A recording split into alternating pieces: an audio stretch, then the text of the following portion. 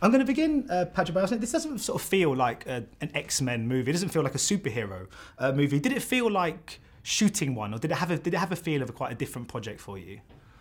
Well, Hugh Jackman and I have lived with the X-Men franchise for 17 or more years, and so we carry all of that history around with us all the time. So we know who we are, we know what we've done.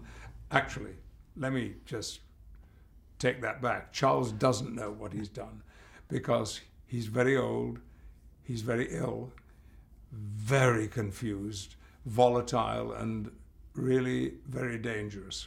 I mean, a real danger to the world around him. But nevertheless, we are X-Men, and we have an X-Man history. So that, although this is a very different movie, at times it feels as though we're doing a little independent movie. But that world still clings to us, and I think the way the script has been constructed by James Mangold and his colleagues, that world has been created very delicately, so that although everything is transformed, all of the resonance of what has been in the X-Men world is still with us. I was just wondering, I mean, do you think that the way you portray Charles now has been altered, even subconsciously, having seen James McAvoy play him at an earlier stage in his life, just sort of knowing where he's come from, has it affected where he kind of ends up in your own mind, do you think? Oh yes, it's his backstory. And I mean, you mentioned James McAvoy. It was perhaps the most flattering thing in my career to find that somebody could imagine that once upon a time I was James McAvoy. Wow.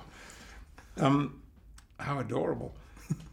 But this was, people ask me, was it challenging? No, not challenging at all to become this kind of Charles Xavier. It was fascinating, and every day was an absolute delight to retain all the central truth of whom Charles Xavier was, while at the same time exploding him in all kinds of different directions. It's a sort of fascinating path to go down, because, I mean, part of what makes these characters so amazing is that they're kind of infallible and they're kind of indestructible, but this really gets into the vulnerability of the characters. Oh, both Logan and Charles, extremely vulnerable indeed.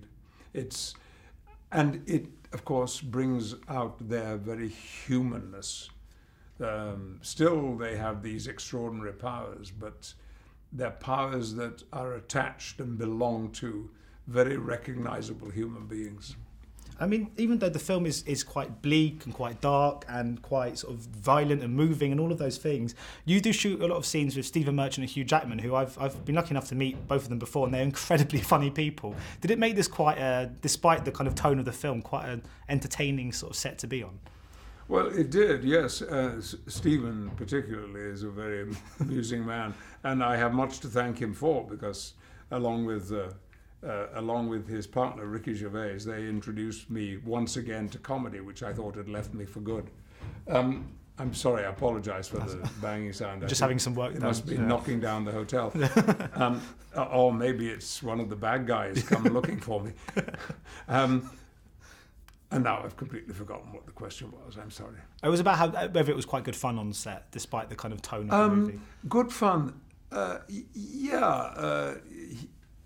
It was pretty serious, actually.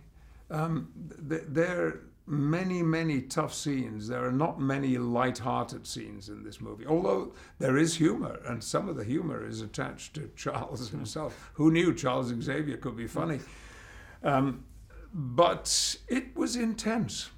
Mm-hmm. And do you think this will be the last time we see you portray Charles on screen? If it is, I can think of no better way to go out than in Logan. And we will see you soon, Patrick, in the Emoji movie, playing Poop. I was wondering how Poop fits into that particular story, how they've managed to find a character arc and a narrative for a piece of Poop. There are elements in the way the character has been written that would seem to be suitable for Patrick Stewart, but the first job I ever had was in Weekly Rep, where we did a new play every Monday night, completely new play.